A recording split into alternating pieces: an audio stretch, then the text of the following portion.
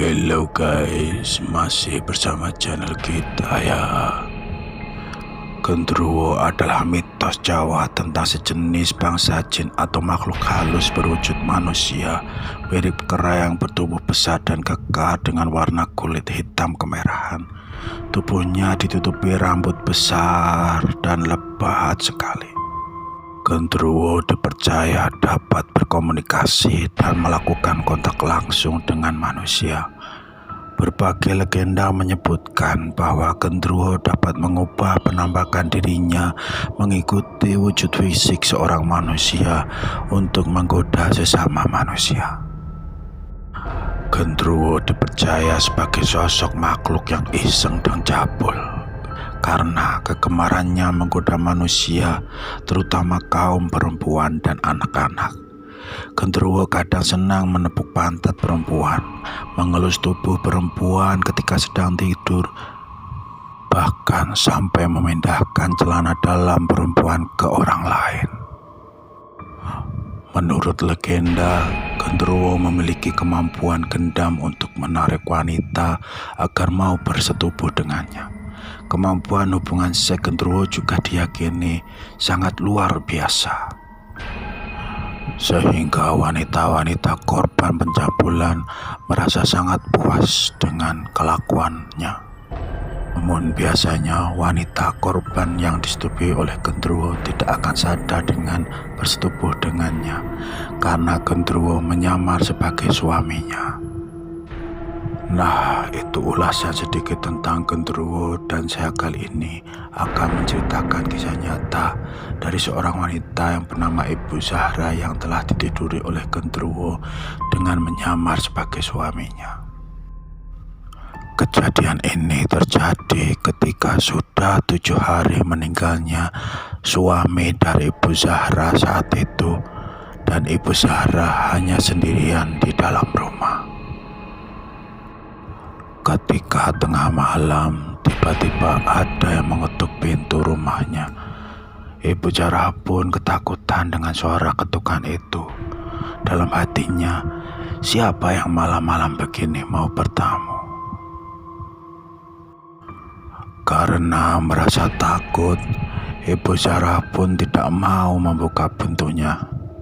Lama-kelamaan suara ketukan pintu semakin keras, dan tiba-tiba ada suara suaminya memanggil-manggil nama Ibu Zahra. "Zahra, ini saya suamimu." "Masa tidak mau membukakan pintunya?" kata orang yang mengetuk pintu. Tapi Ibu Zahra berpikir kalau suaminya sudah meninggal 7 hari yang lalu. Lantas siapakah itu? Tapi karena rasa penasarannya, dengan sedikit takut Ibu Zahra membukakan pintunya. Dan sangat terkejut, ternyata memang benar suaminya yang ada di balik pintu tersebut.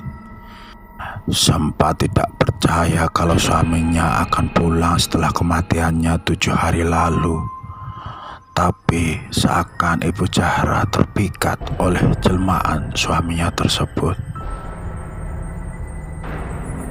Tiba-tiba jelmaan dari suaminya itu menarik Ibu Zahra untuk menuju ke kamarnya. Kemudian suaminya itu mengajak Ibu Zahra untuk berhubungan seks. Ibu Zahra pun tidak menolak ajakan jelmaan suaminya tersebut, karena seperti dihipnotis saja untuk menuruti semua yang diinginkan oleh jelmaan suaminya itu. Tetapi di dalam hati Ibu Zahra sebenarnya menolak ajakan tersebut. Tetapi apa daya, Ibu Zahra cuma bisa pasrah menerima itu. Ketika melakukan hubungan seks itu, Ibu Zahra merasakan nikmat yang luar biasa. Nikmatnya 2 kali lipat dari saat suaminya masih hidup dulu. Sehingga Ibu Zahra pun menjerit keenakan karena kenikmatannya. Ibu Zahra sangat menikmati hubungan malam itu bersama jelmaan suaminya. Tanpa Ibu Zahra sadari, subuh pun sudah datang, ditandai dengan suara ayam yang berkokok, kukuryuk. Tapi ketika Ibu Zahra membuka mata, jelmaan suaminya sudah tidak ada. Ibu Zahra kemudian mencari jelmaan suaminya tadi malam di setiap sudut rumah, tapi hasilnya tidak ada. Dan Ibu Zahra berpikir, apakah tadi malam cuma mimpi belaka? Dan apakah benar itu suami saya? Karena penasaran lagi, Ibu Zahra menunggu datangnya jelmaan suaminya di tengah malam nanti. Dan benar saja, ketika tengah malam datang, ada orang yang mengetuk pintu. Dan itu adalah jelmaan suaminya yang datang kemarin malam. Ibu Zahra sebenarnya tahu kalau itu bukan suaminya. Tapi karena selalu merasakan kenikmatan yang tidak pernah dia dapat dari suaminya dulu, maka Ibu Zahra melanjutkan hubungan itu di setiap malam. Kejadian itu terjadi setiap malam dan terjadi sudah beberapa bulan, sampai akhirnya Ibu Zahra menyadari kalau dia yang lakukan itu sebuah kesalahan besar. Ibu Zahra kemudian mencari orang pintar atau kiai untuk membantunya menghentikan hubungannya kepada jelmaan suaminya itu agar tidak terjadi lagi. Akan tetapi orang pintar atau kiai yang akan membantunya tidak ada yang mampu untuk mengusir makhluk yang menjelma jadi suaminya itu, karena makhluk itu mempunyai kekuatan yang ampuh dan kuat sekali. Jelmaan suaminya masih saja datang di setiap malam untuk melakukan hubungan badan dengan Ibu Zahra, dan Ibu Zahra juga tidak bisa menolakkan ajakan dari jelmaan suaminya tersebut. Hingga suatu hari Ibu Zahra tidak sengaja bertemu dengan seorang kiai yang bernama Kiai Mojo.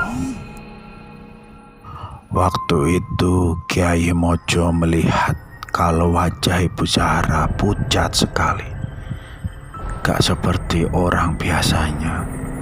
Dan Kiai Mojo tahu kalau dia sering berhubungan badan dengan jelmaan dari suaminya. Diajaklah Kiai Mojo ke rumah Ibu Zahra untuk memastikan siapa yang telah mengganggunya selama ini. Setelah sampai rumahnya Ibu Zahra, Kiai Mojo pun langsung tahu siapa yang telah mengganggu Ibu Zahra selama ini. Kemudian Kiai Mojo melontarkan satu pertanyaan kepada Ibu Zahra. Ibu Zahra, apa benar setiap malam didatengin sosok mirip dengan suami ibu? Benar Pak Kiai. Kok Pak Kiai tahu kalau setiap malam saya mengalaminya? Jawab Ibu Zahra kepada Kiai Mojo. Yang mengganggu Ibu Zahra adalah genderuwo peliharaan suamimu dulu. Setelah suamimu meninggal, maka genderuwo ini menjelma jadi suamimu untuk bisa berhubungan badan denganmu, kata Kiai Mojo. Suamimu dulu menggunakan genderuwo ini untuk mencelakakan orang lain, Bu Zahra. Dan ketika suamimu sudah meninggal, maka genderuwo ini mencoba mengganggu keluarga pemiliknya dengan berbagai cara, termasuk menjelma menjadi suamimu. Penjelasan Kiai kepada Bu Zahra. Bu Zahra pun kaget mendengar keterangan dari Kiai Mojo tersebut dan bertanya kepada Kiai Mojo, "Terus apa yang harus saya lakukan Pak Kiai? Saya sangat takut dengan genderuwo tersebut. Bagaimana kalau genderuwo itu menggangguku setiap malam? Tenang saja Bu, saya akan membantu Ibu Zahra dengan izin Allah Subhanahu wa Ta'ala.